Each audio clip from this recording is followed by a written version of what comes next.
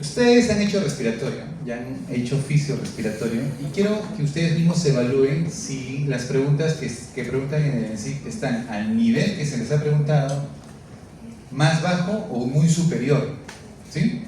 Porque eso me va a ayudar a mí para tener un panorama de que de repente tenemos que subir el nivel de las preguntas. Claro, o sea, si es que en el examen están tomando preguntas de alto nivel, entonces en mis exámenes también tengo que acostumbrarlos a que desarrollen preguntas de ese nivel. Bien, vamos con una pregunta que vino en el examen, que por cierto algunos ya lo estaban leyendo, la pregunta número 43 del examen del año 2021. Está fácil, ¿eh? Es un varón de 60 años que acude a consulta por presentar cansancio, tos crónica, ¿ya? Este es serio, doctores, ustedes están haciendo, la palabra cansancio, ¿qué es? Astenia, ¿sí? ¿Qué es la astenia? Es cansancio. ¿Qué es la astenia? Sensación de debilidad, fatiga. ¿Saben a qué palabra yo lo asocio mucho? A desgano. Es como que estás desganado, no quieres hacer las cosas, ¿no? Te sientes. La palabra cansado, desganado, es astenia, ¿sí? Entonces va por ahí, estaba asténico y tenía tos crónica. ¿Ustedes han hecho tos todavía? ¿A qué se define tos crónica? ¿Más de cuánto tiempo? 2 semanas. No. 2 semanas era el término que se usaba para captar a pacientes con tuberculosis. O sea, 2 semanas, pero sigue siendo agudo. ¿Ah?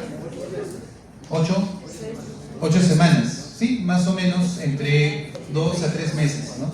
Cuando una persona tiene tos en ese lapso, ya entra en lo que es tos crónica y ya buscamos otro tipo de patologías. ¿Cuánto satura? 89 al medio ambiente, una FIO de 21. Acá viene histología con semiología. Entonces les hace la pregunta, se hace una biopsia pulmonar y hay engrosamiento de la pared alveolo-capilar. ¿Qué alteración justificaría el cansancio? ¿Por qué? ¿Ya?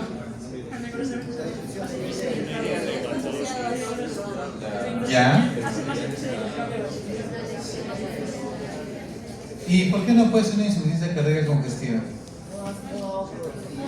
No, justifica, o sea, ya a partir de ahora van a decir, no, es que no me parece. No, ya no usen eso, usen el término, doctor, la insuficiencia cardíaca debería tener A, B, C, D, E. Acostúmbrense a eso, ya no digan, no, es que no parece, eso suena muy despectivo.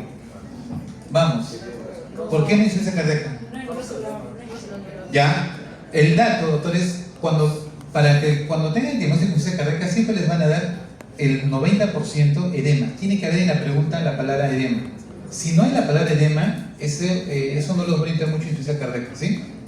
O sea, siempre recuerden, cuando venga la insuficiencia cardíaca, en la pregunta va a venir edema, siempre viene edema. He estado viendo las preguntas y casi en el 90% viene edema, ¿ya? ¿Qué más? Preferiría crépitos basales, por ejemplo, si fuera. Ya, podría darles crépitos, podría ser. El otro término que siempre va con insuficiencia cardíaca es ortopnea.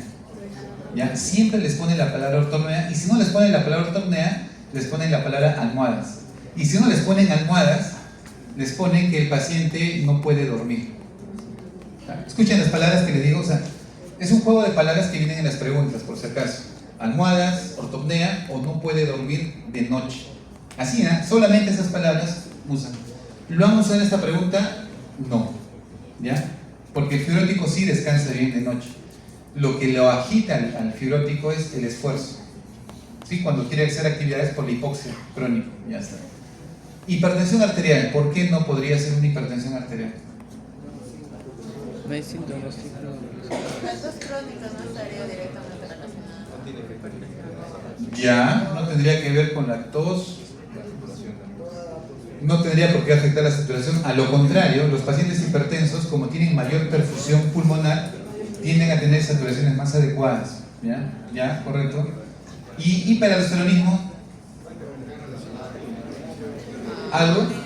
Nada, no tiene nada que ver. Ya estamos de acuerdo. Entonces, la prueba diagnóstica acá es la biopsia pulmonar que les pone engrosamiento de la arteria capilar. O sea, si ustedes son rápidos, o sea, ahorita lo estamos haciendo lento, pero yo estoy seguro que en el momento del examen lo leen, fibrosis pulmonar. Yo sé que hubiesen marcado así, pero en 10 segundos. ¿Ya? 10 segundos. ¿Ah? Entonces, es lo mismo, el engrosamiento, el cansancio, son los tres datos claves que siempre vienen.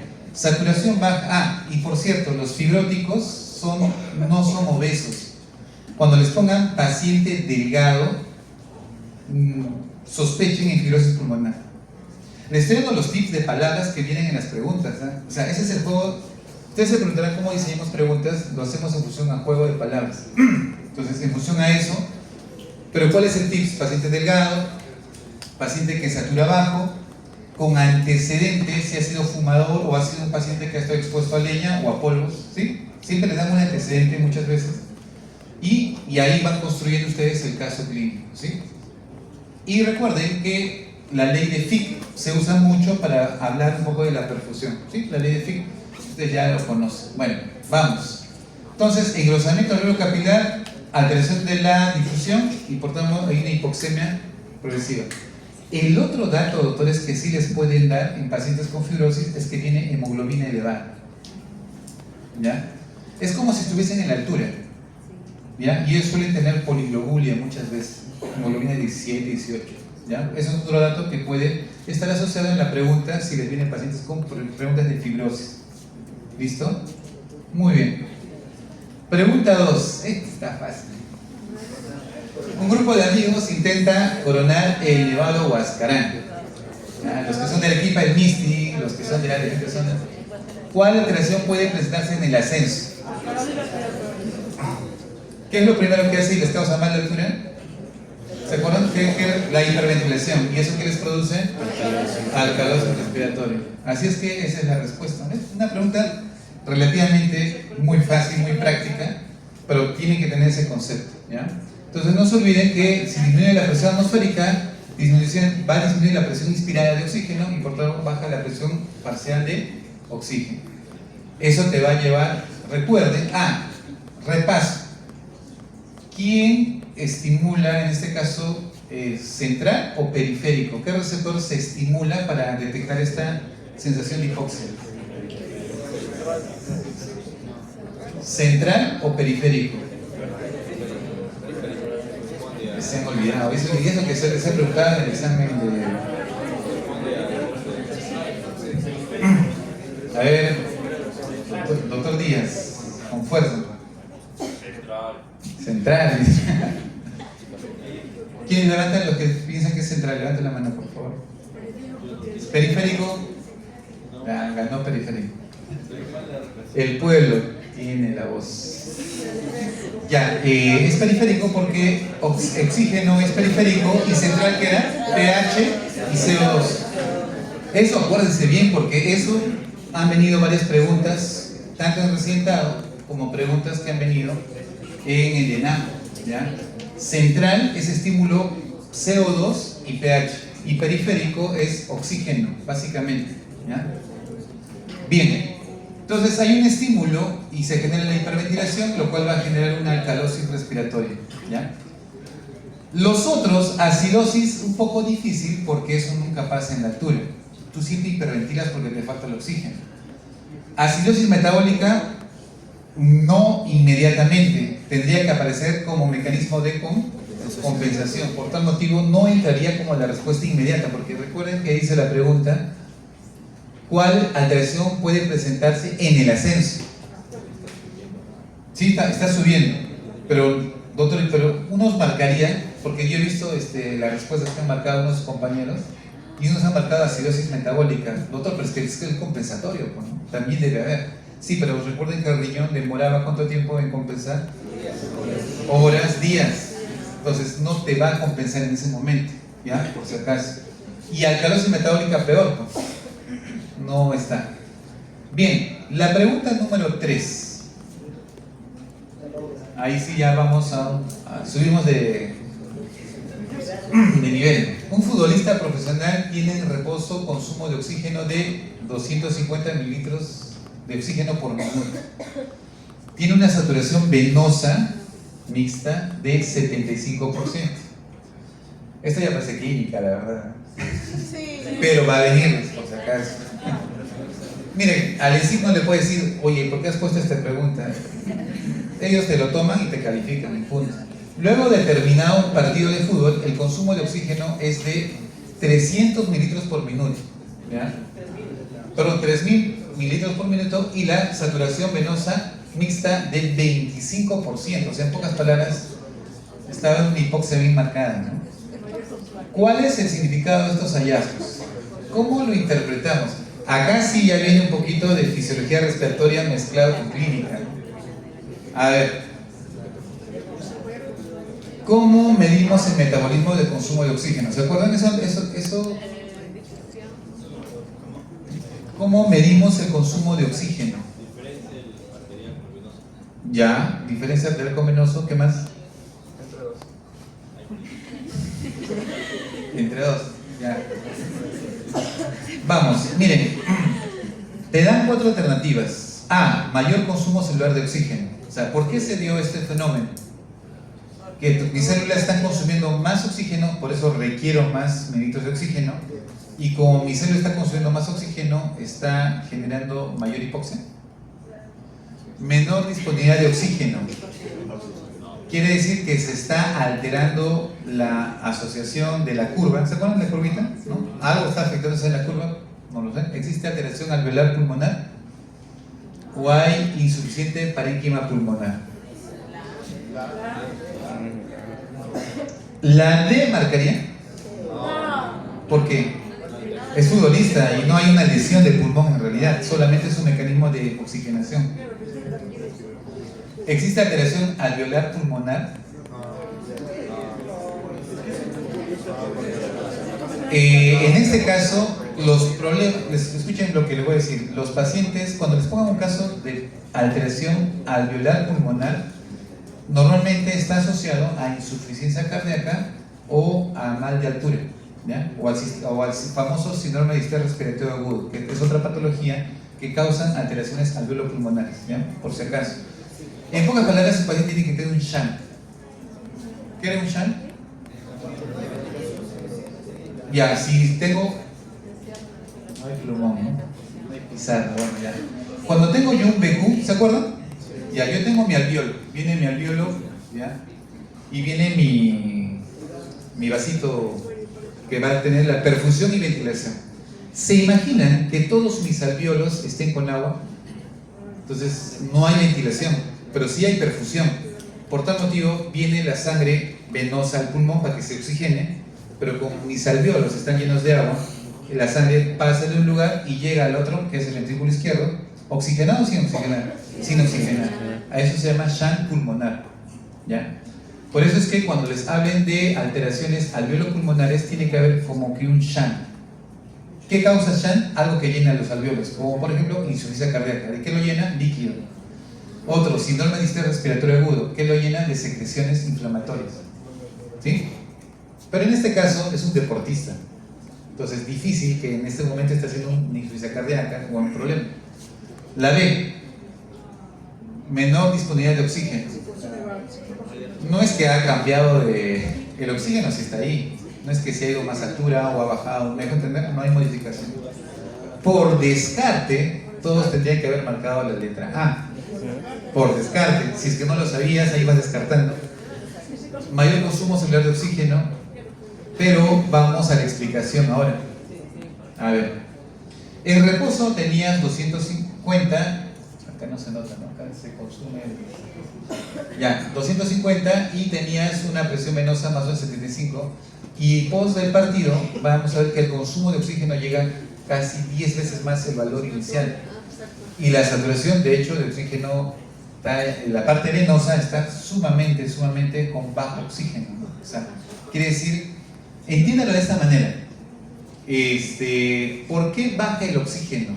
Porque la célula está consumiendo. Entonces viene la sangre arterial, viene la parte capilar, va a la célula y una vez que pasa por la célula, regresa a la vena y ahí viene el consumo.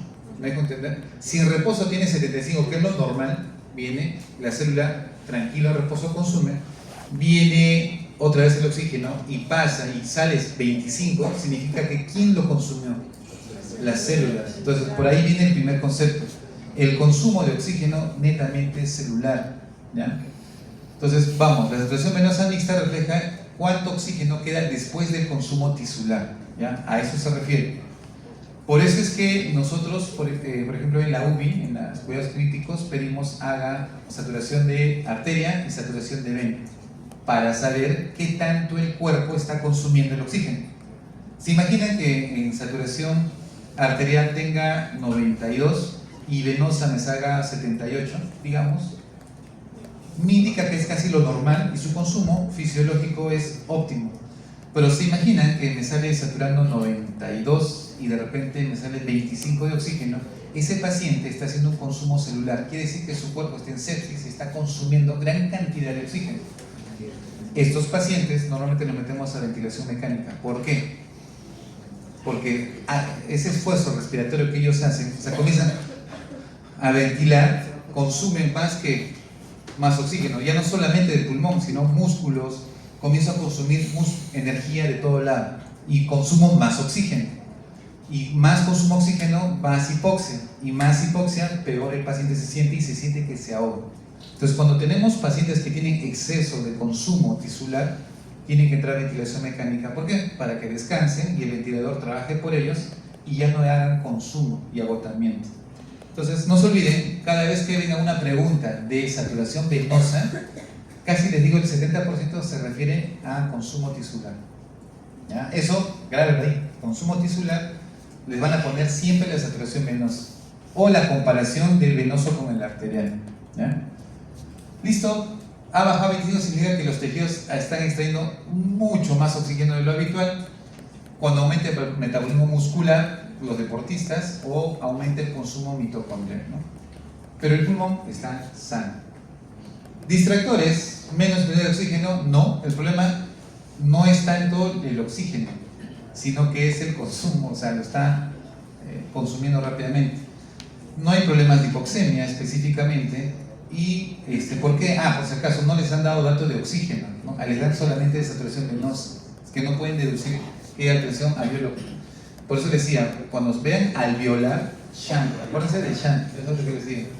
Y por último, insuficiente parénquima no aplica porque no hay esa edad, el paciente no está enfermo, no les han dado un dato que sea fibrótico o que algo antecedente, ¿ya? Entonces, queda como lección y aprendizaje que cuando les pongan la pregunta de saturación venosa, doctores, ¿qué van a pensar? Consumo de tejidos, células, ¿ya? Ese sería el aprendizaje, ¿ya? Si repiten la pregunta y les parece muy parecido y les hablan de saturación venosa, todo lo que las preguntas se relacione con consumo celular o tisular, esa es la respuesta. Así no la sepan las demás, ¿ya? Pregunta 4. Mujer con pulmones funcionalmente sanos. Presenta hemoglobina de 8 gramos por decilitro, está con anemia, después de una cesárea. ¿Ya? ¿Cuál es el comportamiento de la curva de decisión de oxígeno? Ustedes son expertos en la curva de decisión.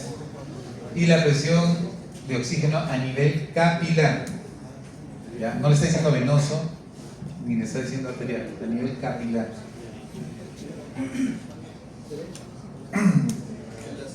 Está desviada a la derecha, hay disminución de la presión parcial de oxígeno capilar. Está desviada a la izquierda y contenido arterial de oxígeno aumentado. Está desviada a la derecha con disminución de la presión arterial de oxígeno.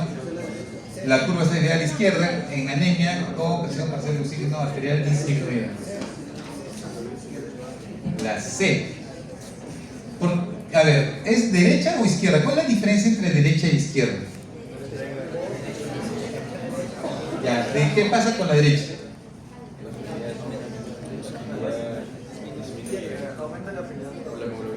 Aumenta la afinidad con el oxígeno, correcto, ya. ¿Quién aumenta la afinidad? La hemoglobina, ok. O sea, no la libera. O sea, ¿te conviene en este caso que el oxígeno se aferre a la hemoglobina? No.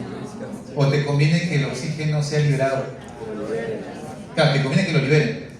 Pero en este caso, si tú lo consideras que lo está atrapando, significa de que este paciente va a tener sensación de falta de aire. Claro, porque no lo puede liberar el oxígeno.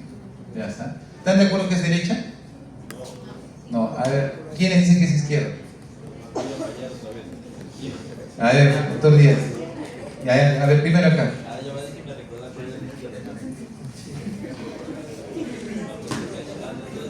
Miren, les voy a decir una cosa, he notado mucha debilidad en este tema, en varios, porque lo hemos tocado en física integrada, se les ha explicado sobre división izquierda y derecha, pero siempre se olvidan.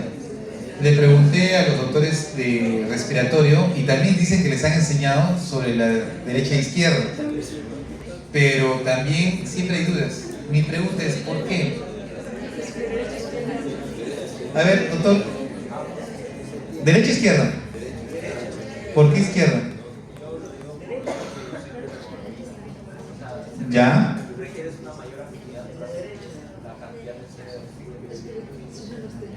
Ok.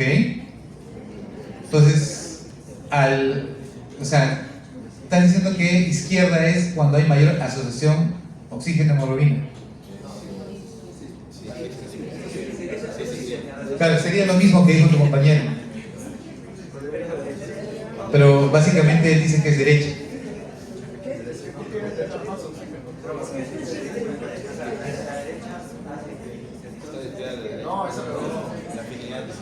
Por eso, defíname, hoy día no se van a ir si no me pueden definir lo que es derecha e izquierda, ¿no? Porque ya estoy viendo que están teniendo mucha dificultad en este tema.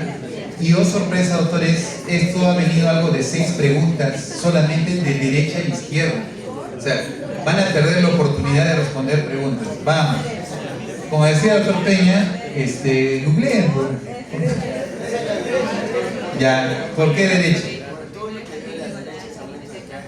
este caso, como tiene disminución de oxígeno, la célula está obligada a estar en glucosa anaeróbica, aumenta el ácido láctico, se disminuye el pH.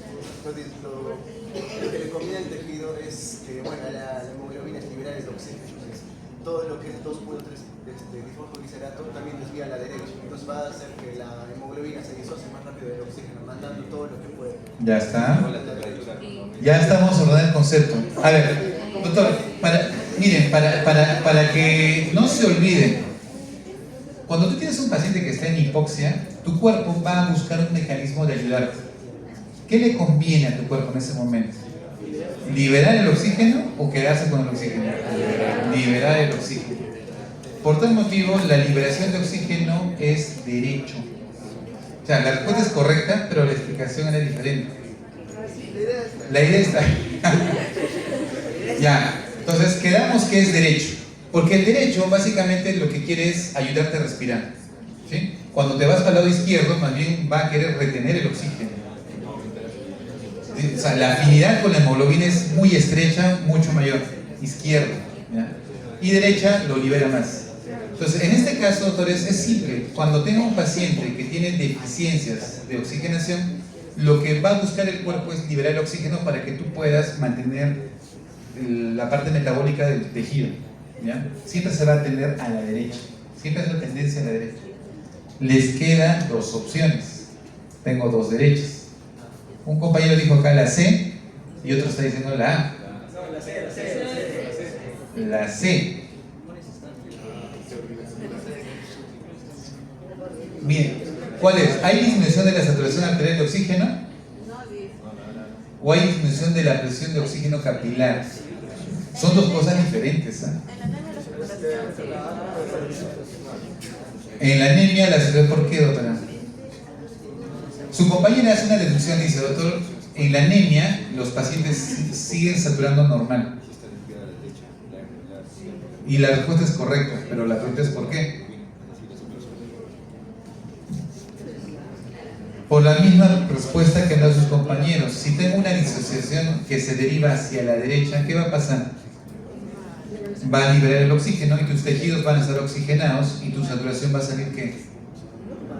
Va a salir normal. Tu saturación de oxígeno, ya.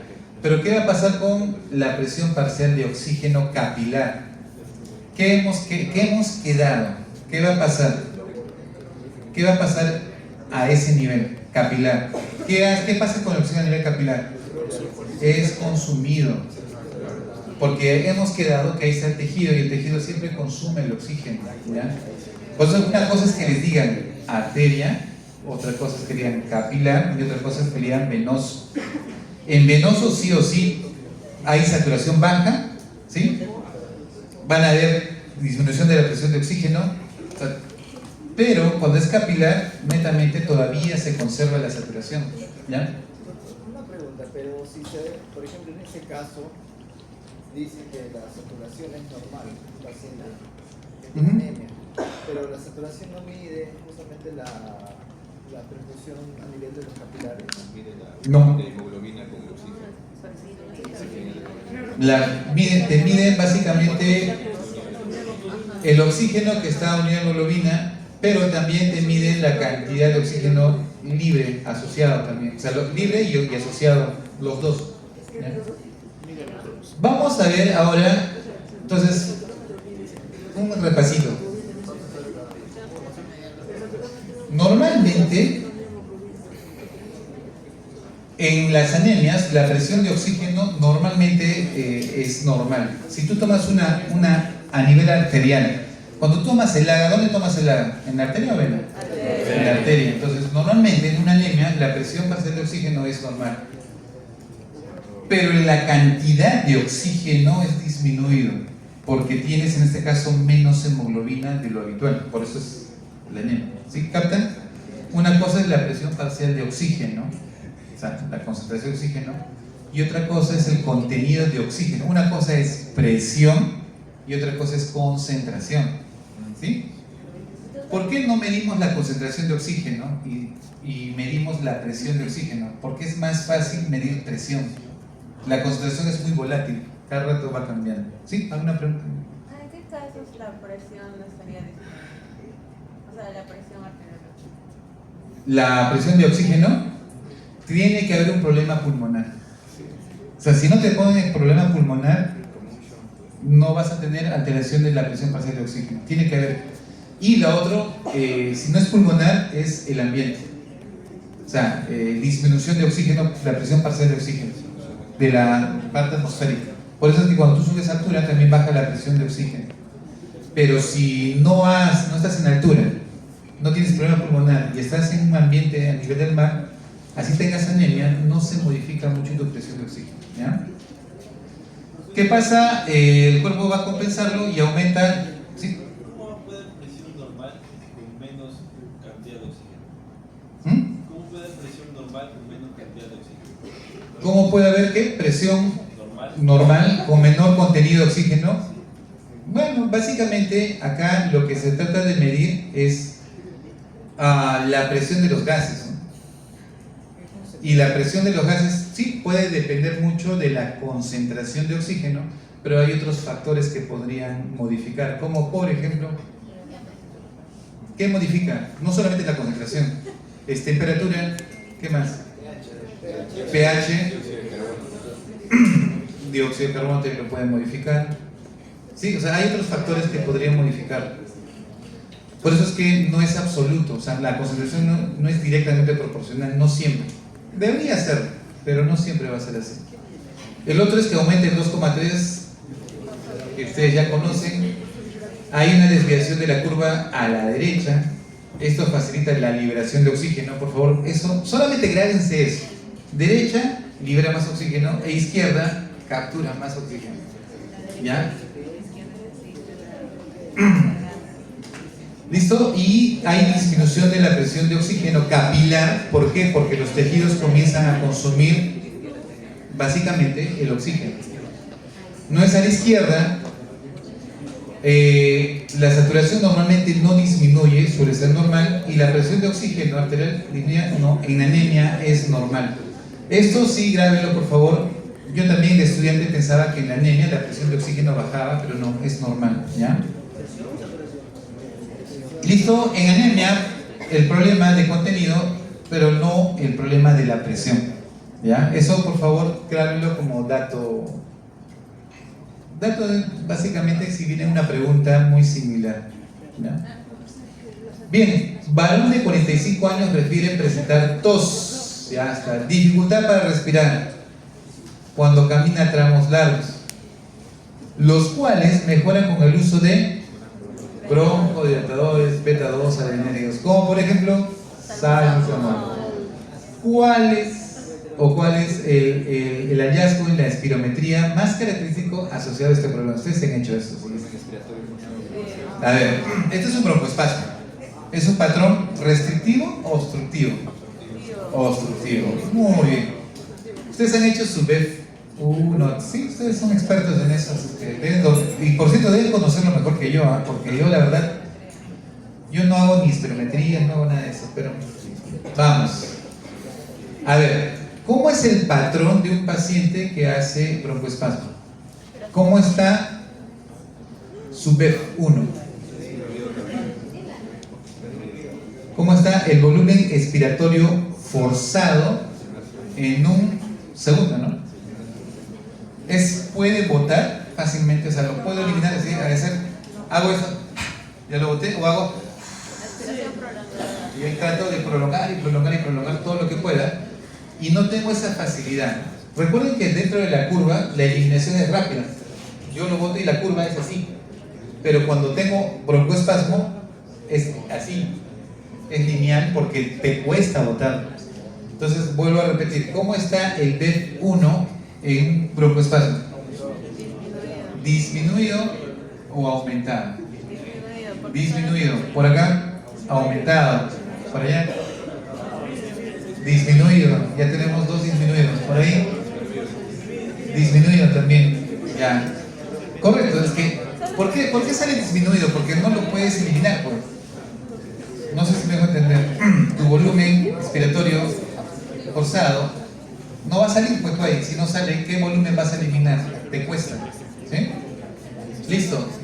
¿Qué otro parámetro evalúan ustedes? Ustedes han hecho espirometría. Yo he visto su práctica de espirometría. Ya. ¿Qué otro parámetro va a ser el patrón obstructivo? Aparte del BEF1.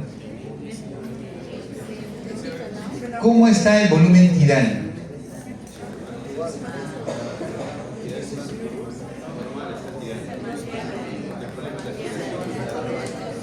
Ya, pero ¿qué va? A ver, miren lo que les voy a decir, miren este ejemplo, yo lo uso mucho para el razonamiento con mis pacientes, la verdad, me sirve mucho. Viene un paciente y hace esto, inspira y para botarlo le cuesta botarlo, ¿sí? ¿Cuánto es el volumen tidal? 500, ya, meto 500 y boto 450, ¿cuántos se quedaron? 50, ¿sí? Vuelvo a respirar otros 500 y boto otra vez 450 porque está obstruido, ¿no? ¿Cuánto está quedando ahora? 100 más los 500 que voy a meter son 600. En pocas palabras, mi volumen tidal interno, o sea, más que mi volumen tidal, mi volumen tidal es normal, pero mi espacio o mi capacidad total, vital total, va a comenzar a aumentar. Y eso es por eso que en semiología se dice tórax en tonel o un tórax bien ensanchado. Si ustedes van a ver a los pacientes con asma, con crisis severa, el pecho está bien inflamado, o sea, bien lleno de aire.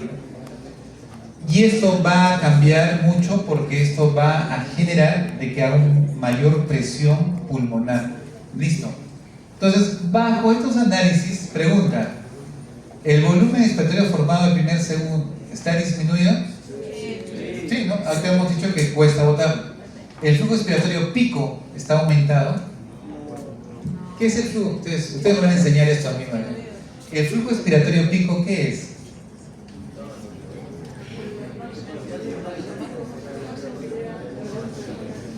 A ver, normalmente cuando yo boto genero una presión, genero un flujo y si lo boto rápido llego a un punto de pico rápidamente porque estoy eliminando con mucha velocidad, ¿no? Y mi gráfica llega muy alto. Ustedes han visto la gráfica, ¿no? Es una gráfica donde llega un pico y de ahí cae. Entonces ese flujo de pico alto va a ser mucho más alto porque tengo facilidad de eliminar el CO de la parte respiratoria. Pero si me está costando, doctores, botar, te va a costar llegar a dónde? al flujo expiratorio pico, pues no vas a llegar así como normalmente te va a costar y tu pico va a estar más bajo de lo habitual. ¿Por qué? Porque no puedo botar y estamos quedando que está quedando que más volumen dentro de mí. Inhalo 500, boto 450. Entonces, si yo normalmente llego a mi pico con 500, inhalo 500, boto 500. Si inhalo 500 y boto 450, ¿llegaré al pico? Por eso. Entonces, razónenlo de esta manera. Quiere decir que cada vez que un paciente asmático respira, va quedando más aire y lo que sale ya es menos. Y esa fuerza en tu espirometría no te va a permitir que llegues a tu pico. ¿Sí? Capacidad vital incrementada. Porque básicamente es el volumen tidal. ¿Sí? Pero normalmente se mantiene casi conservado. El problema es la retención. ¿Cómo se llama cuando retienes?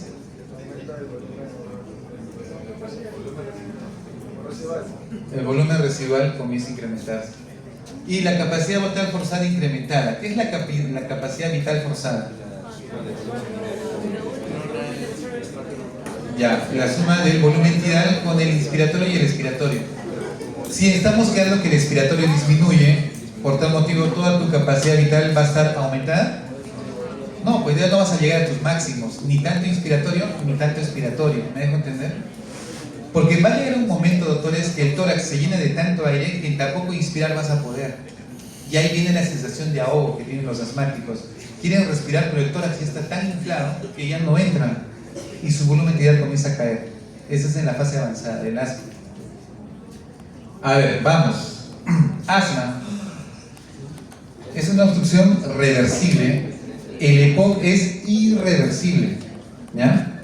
Por si acaso. Uno es reversible y el otro es irreversible. Hay disminución del flujo expiratorio, hay disminución de volumen expiratorio forzado en el primer segundo y la relación BEF1, capacidad vital forzada, también está disminuida porque su numerador está disminuido. Pues lógico, ¿no? Si el numerador disminuye, todo, en este caso la relación también disminuye. Entonces, la primero que tienen que ustedes ver, y esto lo he visto en 3 preguntas, es que les preguntan sobre el BEF1. ¿Sí? Tienen que conocerlo e interpretarlo bien. El BEF1 en los pacientes asmáticos está disminuyendo. Los demás no entran, por tal motivo, cuadro obstructivo, BEF1 disminuye. Bien, vamos, pregunta número 6. Varón de 25 años, natural de Lima, estudiante de medicina, va a viajar a Cerro de Pasco. Por ahí ya saben por dónde va la pregunta. ¿Para dónde va la pregunta? Altura. Cerro de Pasco, altura, ¿no? Presenta cefalea. Ahí vamos a recordar por qué se produce la cefalea en los pacientes que van a altura. Dificultad para la respiración. ¿Ya? ¿Cuál es el mecanismo compensatorio inmediato ante la exposición a este cambio agudo de altura? Incrementa la ventilación pulmonar, secreción constitutiva de eritropoyetina por los riñones, producción de 2,3 difosfoglicerato por los eritrocitos, incremento del número de eritrocitos. Está fácil, ¿eh? Inmediato la A. ¿Se han dado cuenta que las preguntas no son nada difíciles, ¿eh? O sea, tienen que ganar y ganar ustedes ahí en ese examen. Solamente que el nerviosismo les puede jugar en contra. Y el tiempo, doctores, recuerden que el examen es 1.2 minutos por pregunta. Ya no es 1.5. Ya. A ver, acá viene una pregunta. ¿Por qué tiene cefalea los pacientes que van a altura? A ver, alguien. A ver. Ya, hacemos hipoxia y ¿qué sucede? La hipoxia es por disminución de oxígeno. ¿Central o periférico? Periférico. Ya, y se activa y el paciente comienza básicamente a hiperventilar. ¿Sí? ¿Estamos de acuerdo? Ya, y al momento de hiperventilar, ¿por qué se produce la cefalea?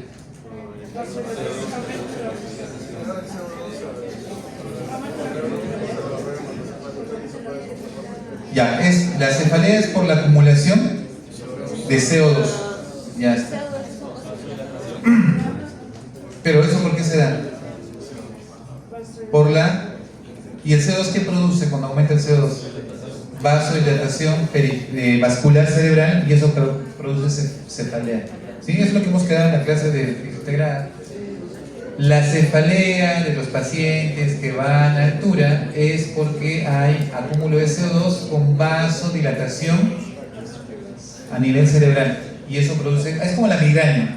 No sé cuántos de ustedes tengan migraña, pero la migraña también se da por vasodilatación vascular cerebral. Y ahí viene la parte interesante. El paciente va a comenzar a hiperventilar y ¿qué va a eliminar? El CO2. Y al eliminar el CO2, nuevamente el vaso nuevamente se cierra y desaparece la cefalea. Por tal motivo, el mecanismo de hiperventilación disminuye la cefalea en los pacientes de altura. Pero si es una persona que no va a hiperventilar, probablemente la cefalea sí va a ser más intensa. ¿Sí? ¿Ya? Por si acaso. A ver, vamos. Entonces, en cambios agudos, baja el oxígeno. Quimioreceptores periféricos, por favor, grábense eso de que oxígeno es periféricos, en este caso la carótida, y se genera una respuesta de hiperventilación.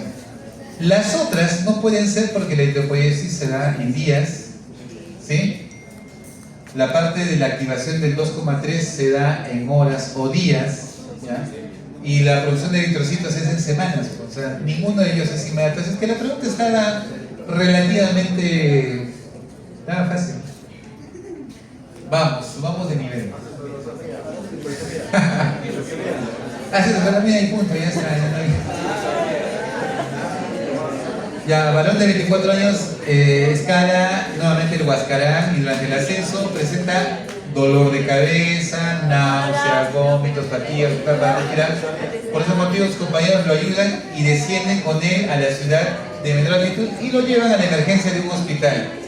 El médico diagnostica mal de montaña agudo e indica, entre otras medidas, reposo absoluto con oxigenoterapia. Este problema se podría haber prevenido utilizando el medicamento acetazolamida. Si se han dado cuenta, acá tienen que ser muy hábiles, ¿ya? Miren, personalmente, ¿cómo yo resuelvo una pregunta que ya tengo más o menos la idea? Tú ves acetazolamida y altura, ya hay una asociación. O sea, mentalmente tú ya asocias. Lo que yo les aconsejo es lo siguiente. Basta que diga Huascarán. Yo personalmente, yo ya no leo toda la pregunta, sino me voy a lo que me pide. ¿Qué está diciendo la pregunta? Este problema se podría haber prevenido utilizando el medicamento tal. ¿Me dejo entender? Entonces está pidiendo un medicamento para altura. Y la que yo les he enseñado se llama acetazolamida. ¿Cuál es su función? Inhibidor de la anhidrasa carbónica. Furosemida. Diurético. Diurético. Amilorida. ¿Qué es la amilorida? Diurético. Manitol, diurético. Ya, ahora sí, por favor. Está bien. Yo sé que es acetazolamida, pero necesito que reforcemos los otros conceptos. Ya, amilorida también es un diurético, pero ¿qué mecanismo tiene? A ver, furosemida. Ya, inhibidor de transportador sodio potasio de los cloros. Amilorida.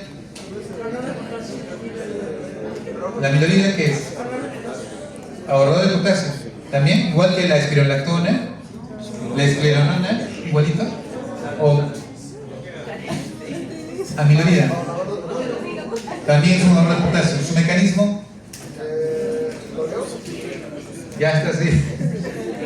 Tus compañeros quieren escuchar tu investigación. El sodio entra desde el glóbulo tubular a la célula por un canal llamado ENA. Ya. Luego el sodio sale hacia la sangre por el canal, por el sodio potasio te pasa. No es ChatGPT, es su apunte del curso. Ese ingreso de sodio deja la luz tubular con carga negativa. Esa negatividad favorece que el potasio salga hacia la orina y el hidrógeno también se circula. ¿Sabes cuál es lo curioso? Que la...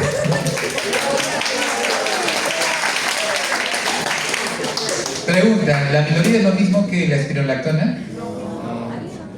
Entonces, ¿cuál es la diferencia? Ahí va, a esa es la pregunta que quiero que tú respondas ahora. ¿Sí? ¿Cuál es la diferencia entre la espirolactona y la amilorida? Porque la espironolactona es un antagonista del receptor de aldosterona. O sea, si yo inhibo la aldosterona, no reabsorbo sodio y tampoco secreto potasio. ¿Estamos de acuerdo? Pero en este caso la amiloridad... Correcto. Solamente bloquea el canal de sodio. No afecta específicamente más que el canal de sodio. En pocas palabras, no permite que el sodio ingrese. Y si no permito que el sodio ingrese, indirectamente tampoco voy a permitir que salga el potasio. A diferencia de la espironolactona, más bien es un antagonista del receptor de aldosterona. O sea, bloquea todo. ¿Sí? Esa es la diferencia. Pero el efecto es muy similar, por eso le llaman ahorrador de potasio, ¿ya? Pero los mecanismos son diferentes. Tengan cuidado que por ahí los quieran agarrar en mecanismos. Manitol está fácil. Es un diurético tipo osmótico. Ya está. Bueno, entonces, acetazolamida, ¿para qué más? No hay más que les diga ya. Pregunta 8. Ahí está, este es fácil. ¿Ya? Ustedes son expertos en... ¿Cuál de los siguientes tipos de epitelio es imprescindible para la función de intercambio de gases en el alveolo pulmonar? ¿Ah? Simple escamoso, estratificado plano, simple cúbico, poliestratificado, cilíndrico ciliado.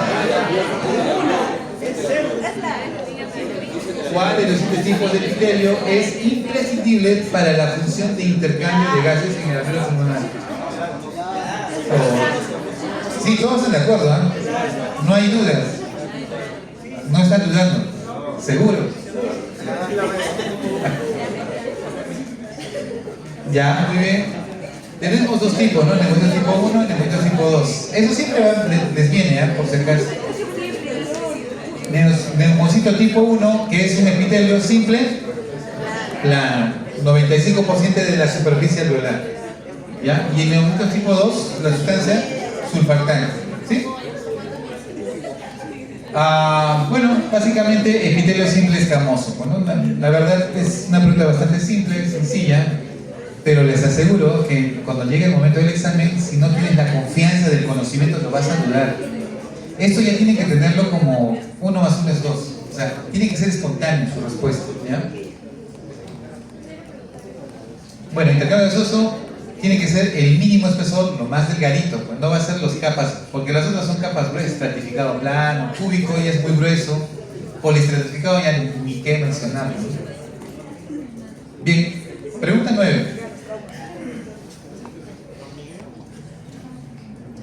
Mujer de 30 años presenta hormigueo y debilidad que comienza en los pies, después va a las piernas y luego se va a diseminar a la parte superior del cuerpo y los brazos, lo que condiciona dificultad para ventilación. En este caso se produce un incremento de... ¿Por qué? Tromboembolismo pulmonar. Ya, a ver. Primero analicemos el caso, ¿ya? 30 años, mujer. Estamos hablando de una mujer de 30 años, ¿sí? Tiene hormigueos y debilidad en los pies y las piernas. Luego se va a diseminar al cuerpo y a los brazos. ¿Qué enfermedad puede producir este tipo de trastorno? Un Guillain-Barré, ¿sí? Una miastenia gravis.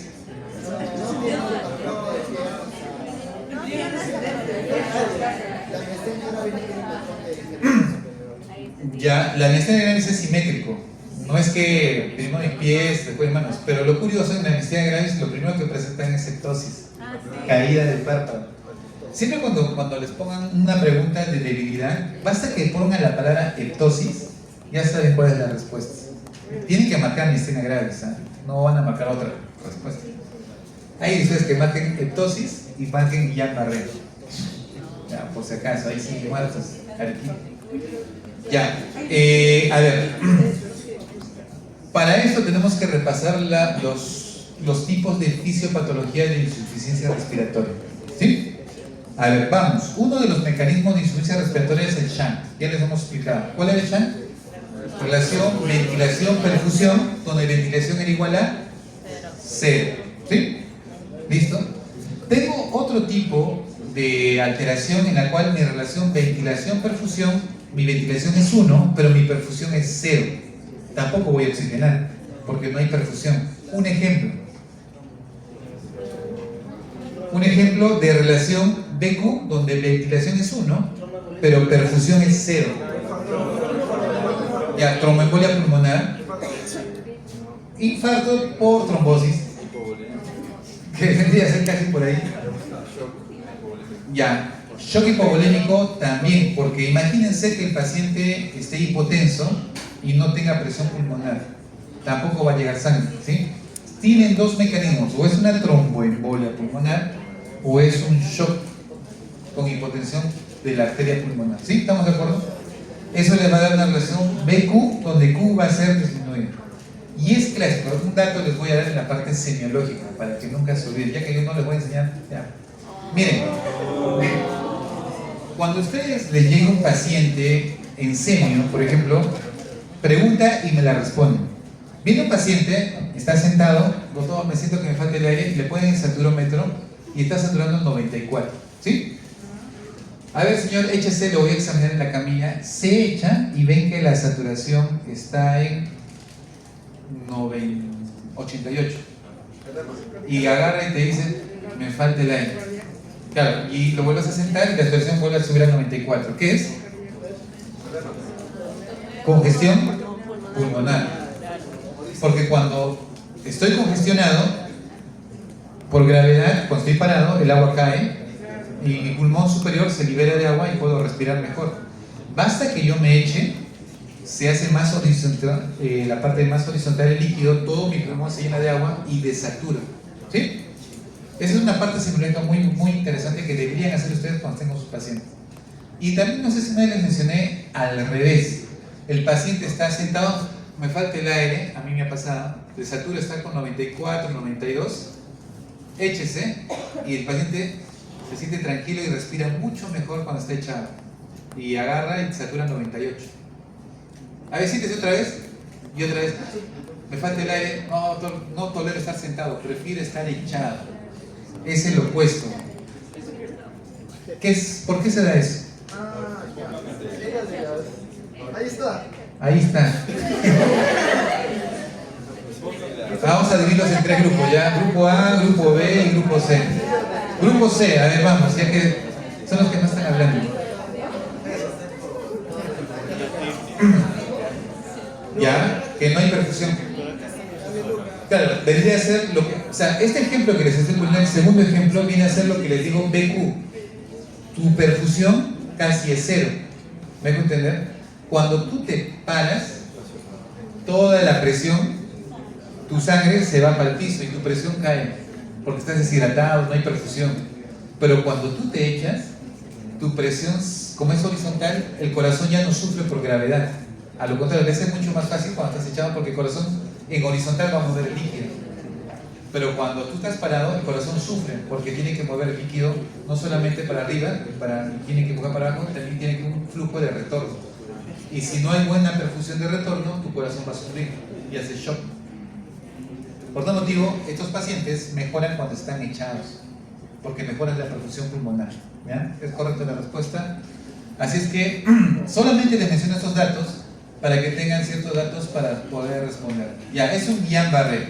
Por tal motivo, hay otro mecanismo que significa que tengo buena perfusión, pero mi ventilación está fallando no porque se haya llenado de secreción como un shan, sino porque el mecanismo ventilatorio está fallando.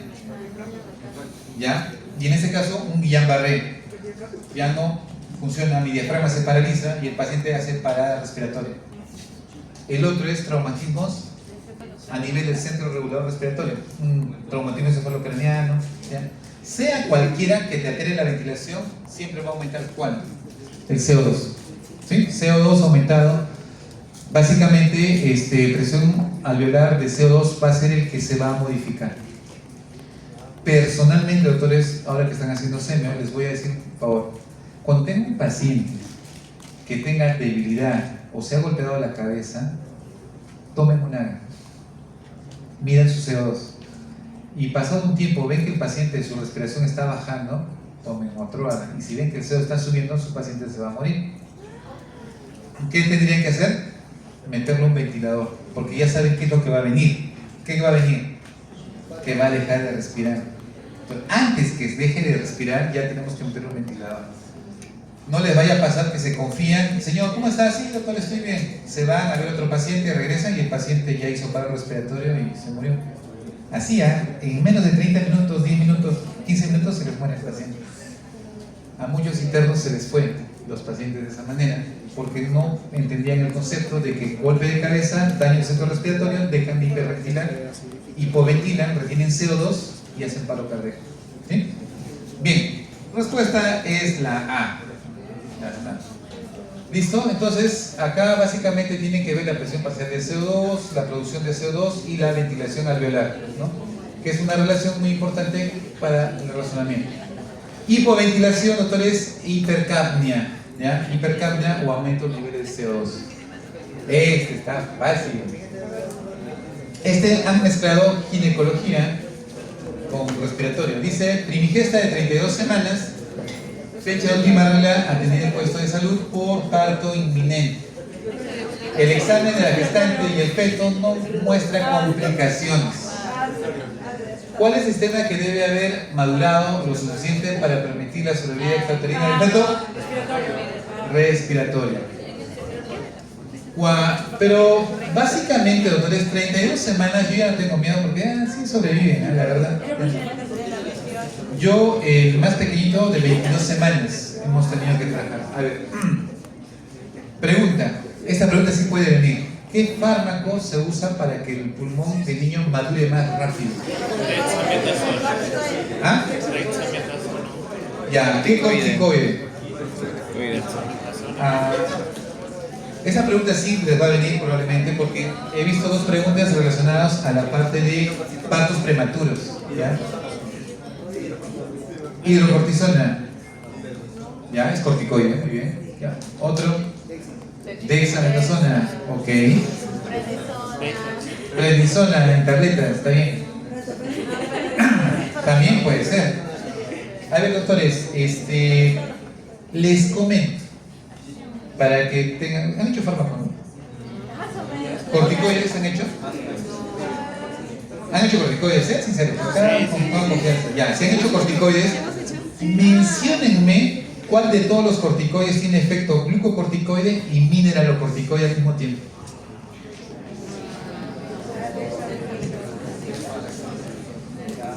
Solo menciónenme dos fármacos. ¿Ya? ¿Y cuál de todos los corticoides solamente tiene efecto glucocorticoide? Nada más. Con confianza, vamos, levanten la mano. ¿Quién quiere? Equivóquense. ¿Ah? Para puro glucocorticoide. Ya, su compañero dice que puro glucocorticoide es dexametasona. La hidrocortisona, que mencionaron por acá, también es efecto glucocorticoide, pero también tiene efecto mineralocorticoide. La prednisona tiene efecto glucocorticoide y también tiene efecto mineralocorticoide. A ver, cuando tú estás frente a una gestante, doctores, ¿qué prefiero darle yo? ¿Efecto glucocorticoide puro o glucomineralocorticoide? Ahora, recuerden que las gestantes normalmente suelen desarrollar en fases así de problemas de salud, hipertensión arterial. Pregunta, ¿tú le darías un corticoide que tiene efecto mineralocorticoide a una gestante que tiene tendencia a hacer hipertensión? Porque le puede subir más la presión. Que por sí el glucocorticoide también, la glucosa, perdón, el cortisol por sí también te eleva la presión, ¿sí?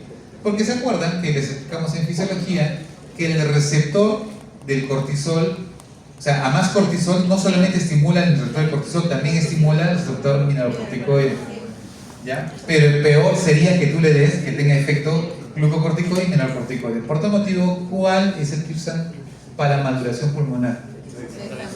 Dexametasona, porque solamente tiene efecto glucocorticoide, ¿sí? Eso Eso sí ha venido, doctores, eso no puede fallar y ya sería el colmo que fallen en esa pregunta.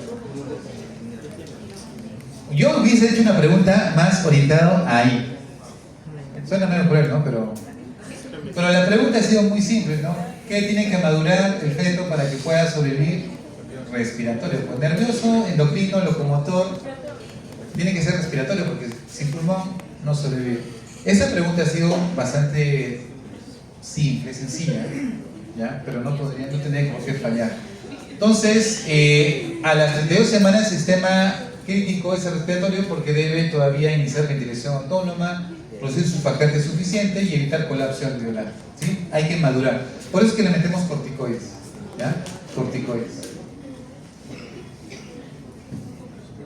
Doctor, y si nace a las 24 semanas y le damos corticoide, doctores, no hay suficiente sustancia surfactante, lo que hacemos con los niños, claro, lo intubamos y con una jeringa le metemos sustancia surfactante, bueno, al pulmón.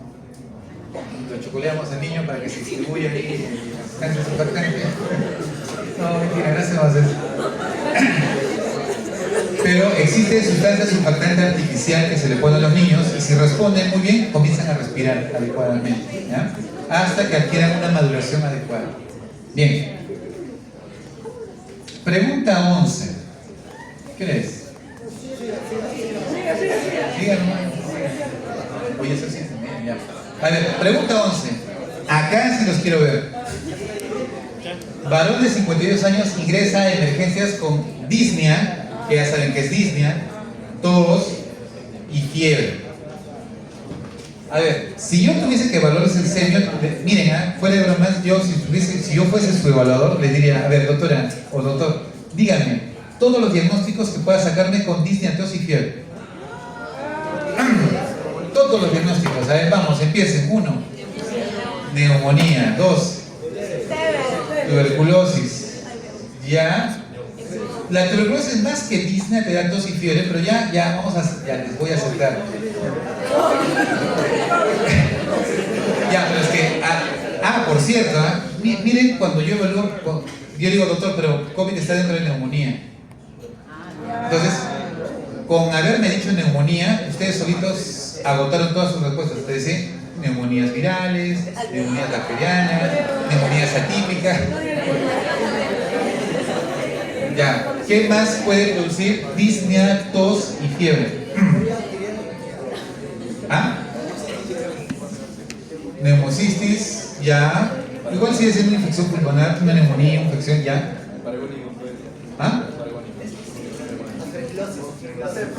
Aspergilosis, también por hongos, ya puede ser. Ya, saquemos a las infecciones a un costado. Causas no infecciosas que te producen disnea, tos y fiebre. No, ahí los agarrarían. No, ya, digo, está bien, sáquenme todos los infecciosos, ahora dame los diagnósticos que te pueden producir disnea, tos y fiebre.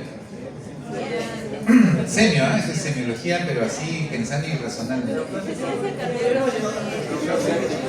Neoplasias, correcto, cáncer, ya, podría ser por la edad que tiene. Sí, yo he tenido cáncer pulmonares bronquiales que tosen y el cáncer también puede producir fiebre y sensación de ahogo, como un broncoespasmo, es como que están tosiendo, no, les viene como una asfixia. No sé si ustedes saben ir con una bronquitis, estás de noche y te viene un ataque de tos y sientes como que te ahogas, no sé si les ha pasado. Algo similar le sucede a los pacientes que tienen cáncer pulmonar, ¿verdad? Por si acaso. ¿Qué otra causa? Un shock séptico. Ya, fiebre. La tos, un poco difícil, ¿no? La disnea puede ser por la sensación de hipoperfusión pulmonar, pero la tos, un poco difícil. Mal de altura, pero no te da mucha fiebre, no te da fiebre, ¿eh? Te da disnea, puedes toser por edema agudo del pulmón, pero fiebre no, un poco difícil. Autoinmune, doctores. Por ejemplo, lupus, ya, colagenopatías, muchas variedades te pueden dar, ¿no? He tenido pacientes con Wegener que también han hecho autoinmunidad, vasculitis, que han hecho problemas de disnea, tos y fiebre. ¿Listo? Ya son diagnósticos ya más allá, ¿no? de lo evidente, ¿no? Pero bueno, porque lo curioso, doctores, es que cuando pongo en los ECOES, que por cierto yo no voy a hacer su ECOE de ustedes, se han salvado, en los ECOES yo les pongo datos y solamente pongo un dato diferente y todos ponen neumonía, C. Y era una autoinmune, por ejemplo, porque les puse un dato diferente que no lo vieron. Eso es comandar, ¿no? Ya. Entonces, ¿qué sospechan? Van a la diligencia con niña tos y fiebre. La exploración radiográfica muestra neumonía lobar derecha. Que por cierto, la pregunta está mal porque cuando tú expresas una radiografía tienes que hablar en radiopacidad, ¿sí? Está radiolúcido, ¿a nivel de dónde? Acá le pone neumonía lobar derecha, o sea, acá ya te pone un diagnóstico. Entonces, no puedes poner la radiografía muestra. La radiografía tienes que describir lo que hay, ¿no? Ubicada a nivel del tercio superior, medio, no sé, lobar, ya bueno. Durante la auscultación, a la altura del sexto espacio intercostal, en la línea medio clavicular derecha, ya, sexto espacio, más o menos a este nivel, se oyen crepitantes. Según la continuidad anatómica, ¿cuál de los siguientes lóbulos se encontraría afectado con mayor probabilidad? Medio, lingular, inferior. Bueno, ya sería sacrilegio que marque el superior, ¿no? Ya, medio por acá, inferior por acá,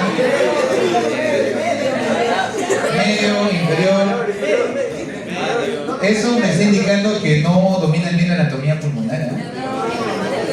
Porque el sexto espacio intercostal, ¿dónde está ubicado más o menos? Claro, acá está el quinto, normalmente la balada de la tetilla más o menos acá abajo está el quinto y acá sería el sexto, o sea, está bastante inferior, ¿sí?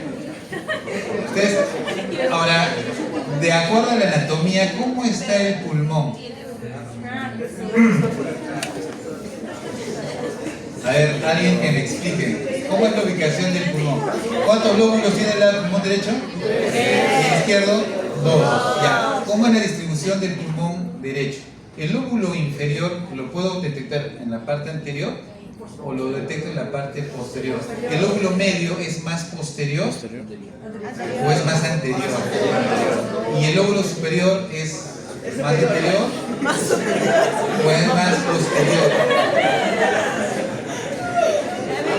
No, me refiero en la parte, o sea, no van a tener problemas cuando dicen lóbulo superior, medio o inferior, porque al final, doctores, eso es la ubicación anatómica, pero en la auscultación pulmonar es diferente. Por eso es que tú puedes estar auscultando acá, en la parte posterior, y de repente estás agarrando la parte inferior, pero es el lóbulo medio. Tienen que ubicar bien la anatomía. ¿Cuál es la respuesta? La C, otros dicen la A. ¿Ya se han puesto de acuerdo o no? ¿Qué dice su gráfico?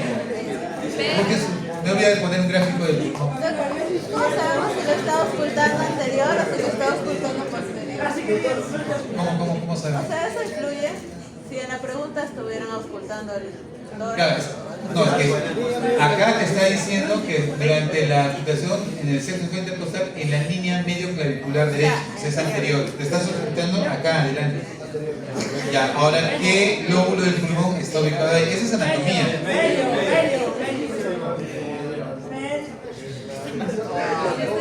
A ver, lóbulo superior, anterior y superior. Ya está. El lóbulo medio es más anterior y el lóbulo inferior es más posterior e inferior. Solo que no he puesto el dibujo se nota más chévere. Pero busquen ahí el dibujo. ¿A partir de dónde se oscura? El sexto espacio intercostal en la línea medio clavicular corresponde al lóbulo inferior. ¿A partir de dónde es el lóbulo inferior? Ya, pues ahí, posterior inferior. Pero vean la gráfica. Por eso les digo, vean la gráfica. ¿Cómo está la gráfica? ¿Ven? Solo que no he puesto la gráfica. Nadie confía. No confío en tu respuesta. No tiene. Está bien. Me hace recordar a un compañero mío de mi promoción.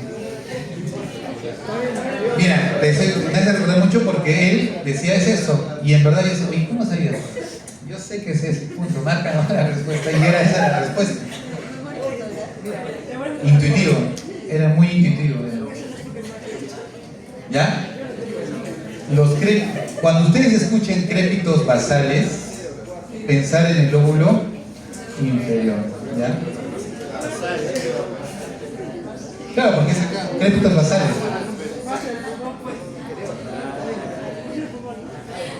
Mujer de 30 años, natural de Estados Unidos, viene y viaja a Puno. Presenta dificultad para respirar, que requiere uso de oxígeno, siendo diagnosticado como mal de montaña agudo. ¿Qué tipo de hipoxia presenta? Hipóxica, isquémica, histotóxica o anémica. Hipóxica. Bien, doctores, si se han dado cuenta, las preguntas no son tan difíciles. Hay conceptos básicos que tienen que recordar. Eso de la anatomía pulmonar y semiología, hay 3 preguntas que han venido, solamente de ubicación. Si ausculto, por ejemplo, ha habido que sea a nivel, por ejemplo, de la parte medio posterior, acá más o menos esta zona, ¿qué lóbulo es el que estoy auscultando? ¿No? Y acá, si ausculto en la parte media anterior, ¿qué lóbulo estoy? ¿Seguros? Ya, para la cinta voy a tener un gráfico. No sé si en su libro está, pero en los libros de semiología salen, ponen ahí un tensiómetro y qué estás auscultando con cada zona. Bien, doctores, creo que ya la hora nos ha ganado. ¿Ya? A ver, doctores, estoy consiguiéndome las preguntas de otras universidades en sí que han diseñado para poder resolverlas. Voy a ver si consigo las preguntas, no sé, del UX o del Villa Médico o de USA Médica para poder medirnos un poquito, ¿ya? No se olviden, doctores, que vayan practicando, descarguen los exámenes que están en sí, es gratuito, lo pueden descargar, vayan leyendo las preguntas y desean.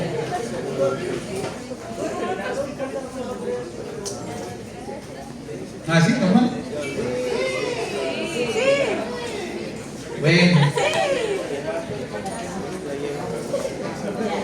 Mujer de 52 años, agricultora que vive a 3.000 metros sobre el nivel del mar, consulta por fiebre, tos productiva, disnea, consolidación del lóbulo inferior derecho, gasometría arterial, su oxígeno está bastante bajo, su CO2 está normal y la gradiente alveolo arterial está aumentada.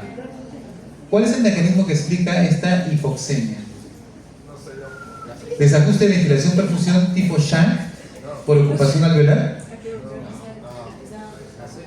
Cuando hablan de shunt, doctores, significa de que todo el pulmón está lleno de secreción. Entonces acá un poco difícil, ¿no? Tos, fiebre y disnea. Consolidación, solamente el lóbulo inferior derecho es el que está afectado, más no todo el pulmón. La hipoventilación alveolar secundaria por parálisis diafragmática. Reducción de la presión inspirada de oxígeno por gran altitud. Disminución de la difusión de los gases por fibrosis intersticial. Bueno, de hecho que no va a tener fibrosis porque no dan ese dato. Hipoventilación alveolar secundaria por parálisis diafragmática. Ya, les quedan 2 opciones, la A y la C. Reducción de la presión inspirada de oxígeno por gran altitud. ¿No? Básicamente esa sería la respuesta. 14.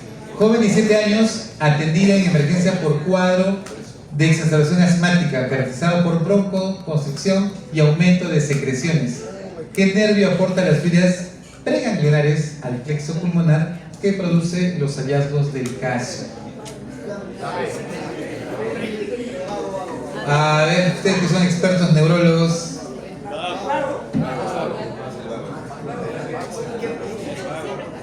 ¿Cuál? Neumogástrico, ramos simpáticos, esclénico mayor, frénico. A ver.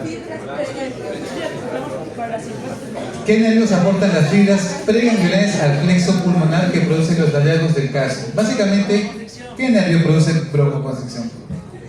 Y que te lleva el parasimpático. Vago. 36 años con antecedente de asma, se realiza una espirometría sin uso de broncodilatador, ¿ya? Mostrando los siguientes hallazgos. Ahora sí la tienen que responder porque hemos tocado un poco sobre esto. Capacidad vital forzada 93% del predicho. El volumen inspiratorio forzado un segundo está en 63. ¿Es bajo? ¿Aumentado? Bajo. Y el BEF1, capacidad vital forzada, está también bajo. Hemos quedado, si tú tienes el BEF1 bajo y la capacidad vital forzada, o el BEF1 sobre capacidad vital forzada disminuido, ¿cuál es el patrón? ¿Mixto? ¿Obstructivo o restrictivo? Obstructivo. Muy bien. Hemos quedado, ya hemos quedado que obstructivo, BEF1 disminuido.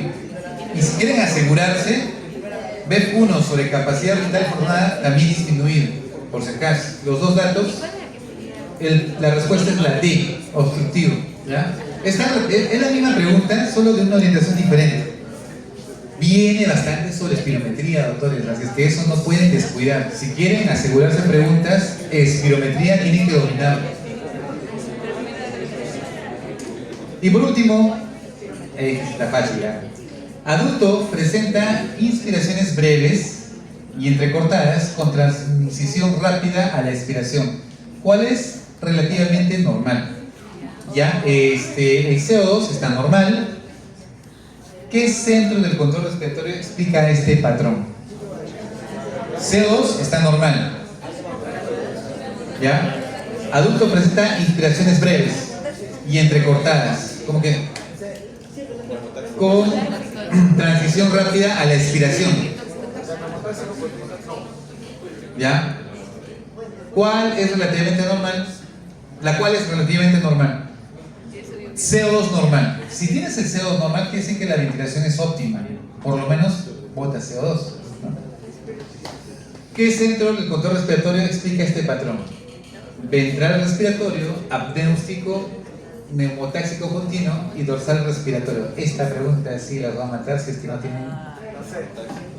La C, neumotáxico continuo. ¿Por qué? Ese está acá.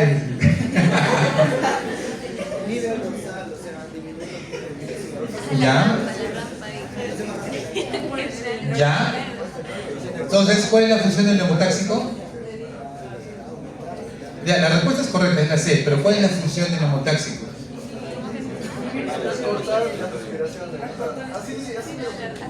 Cortar las respiraciones, ya, pero un poquito más así técnico, más. ¿Ah? ¿La ins o expiración? La inspiración, correcto. Entonces se encarga de cortar la inspiración y modificar la inspiración. Y es por eso que las inspiraciones son breves, ¿ya? Entonces, moraleja, autores, de esto han venido dos preguntas, así es que repasen las vías de los núcleos, de los centros respiratorios de los controles que pueden venir. Bien, doctores, gracias.